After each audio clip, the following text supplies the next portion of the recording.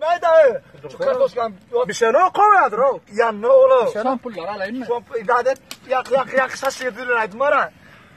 Sen ne benim hıyalım, sen pomidor hıyarım. Benim derde oturanın bilen ok bir ayarım. Biley tuvak işleri, dökür bizim dişleri. Alıp bardak şişleri, Latime'nin ayarım. Alıp bardak şişleri, Latime'nin ayarım. Şu baran yerinden mara da küçük olup gördün. Toya varanda da toydan o sap oyatır bak kaytyan adamlar. Yoldaştan getirip oktanı ya toydan. Üçü taşka değerlixana açılıyor biliyor musun? Değerlixana açılıyor. Onun buraşlar diye. Ayhira taşa bir talkovi, bir normalsin birine başlık edip, bir starş edip bellerliyor biliyor musun? Önemli doktorlar var ya, birinci taşa var ya.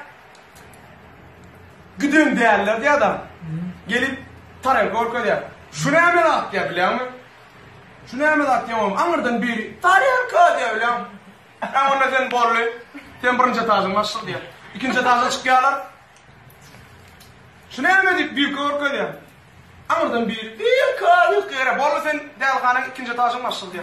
Üçüncü taşa çıkıp neme korkuyor diye. Neme şu yumurta çatılıyor. Sağ. Çıkamadı. Üçüncü taşın başlık.